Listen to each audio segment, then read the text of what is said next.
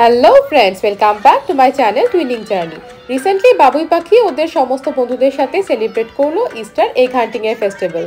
কেন এই Easter egg হান্টিংয়ের festival করা হয়, পেছনের কী কী কারণ রয়েছে, আর এই ফেস্টিভ্যালে এগ হান্টিংয়ে পার্টিসিপেট করে বাবুই পাখি আদৌ কোনো এগ হান্ট করতে পারলো কি না, আজকের ভিডিওতে সেই সমস্ত কিছু সবার সাথে শেয়ার করছি।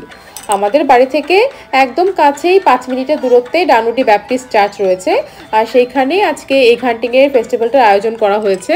তো এখানে বাবুই পাখিকে আমরা সকাল সকাল নিয়ে এসেছি, তো আপনারা সাথে থেকে সবাই পুরো ভিডিওটি দেখতে থাকুন। আশা করি এই বাচ্চাদের এগ হান্টিং আপনাদের ভীষণ ভালো লাগবে।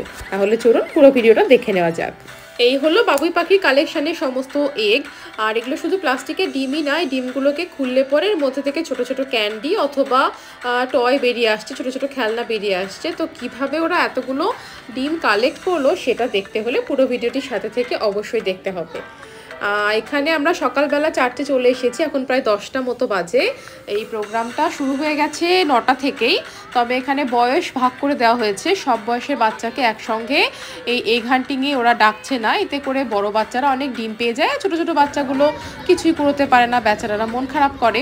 সেজন্য এখানে বয়স অনুসারে বাচ্চাদের গ্রুপগুলোকে ভাগ করে দেওয়া হয়েছে।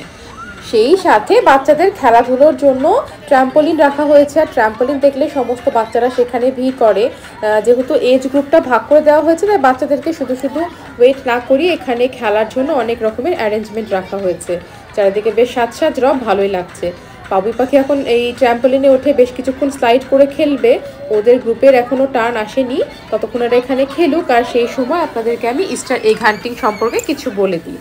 ইস্টার এগ হান্টিং সম্পর্কে ধারণা করা হয় যে অনেকেই বিশ্বাস করেন যে এটা 16th সেঞ্চুরিতে এটার প্রথম শুরু হয়।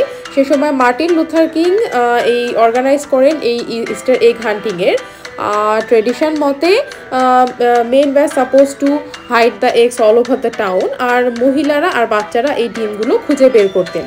বাইবেল থেকে ইন্সপায়ার্ড হয়ে এই এগ হান্টিংয়ের প্রচলন শুরু হয়। সেখানে যেমন মহিলারা প্রথমে জেসাসের ফাঁকা কবর দেখতে পেয়েছিলেন, তো এই এগ হান্টিংকেও সাধারণত জেসাসের রিসারেকশনের সাথে সিম্বলাইজ করা হয়, আর সেখান থেকে এই অনুষ্ঠানের সূত্রপাত হয়। তো আমি এটাই নেট ঘেটে জানতে পেরেছি, আমার জানাটা আপনাদের সাথে শেয়ার করলাম। এখন এটা ভীষণ মজার একটা উৎসব হয়ে গেছে, বাচ্চারা সারা বছর অপেক্ষা করে থাকে এটার জন্য।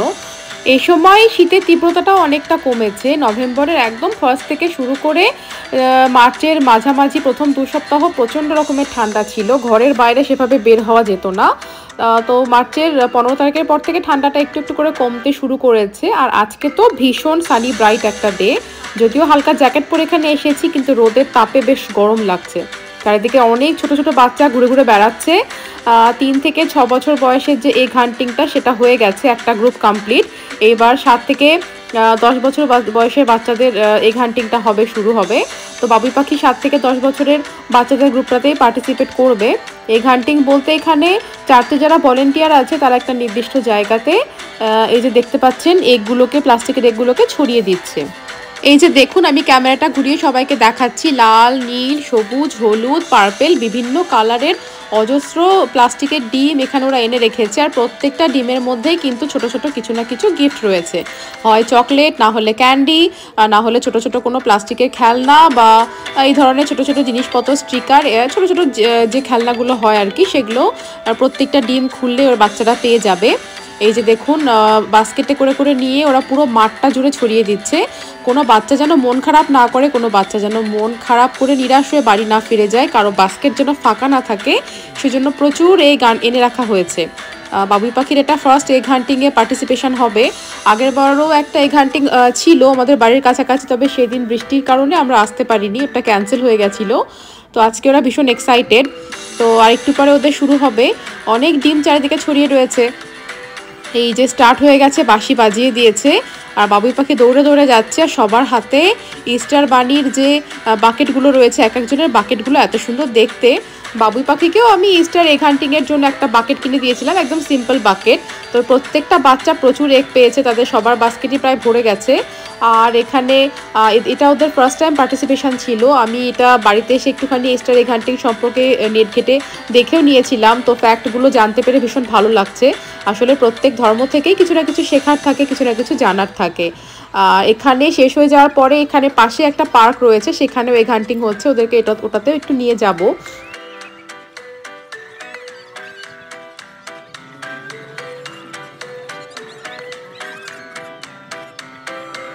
চার্চের এগ হান্টিং শেষ করে এবার আমরা চলে এসেছি পার্কে। এই পার্কটার নাম ব্ল্যাকবার্ন পার্ক। এই পার্কটা আমাদের অ্যাপার্টমেন্ট থেকে খুব একটা দূরে নয়। এখানে চেরি ব্লসমের গাছগুলোকে ভীষণ ভালো লাগছে। এখানে এসে পার্কের সৌন্দর্যটা ভীষণ মনটা মানে টানছে। এখন যে স্প্রিং সিজন চলছে সেটা এখানে এসে বোঝা যাচ্ছে। সব বাচ্চাগুলো ওয়েট করছে, আর এখানে বাচ্চাদের খেলার জন্য অনেক কিছু রয়েছে, যেহেতু পার্ক বাচ্চারা খেলতে এখানে আসে।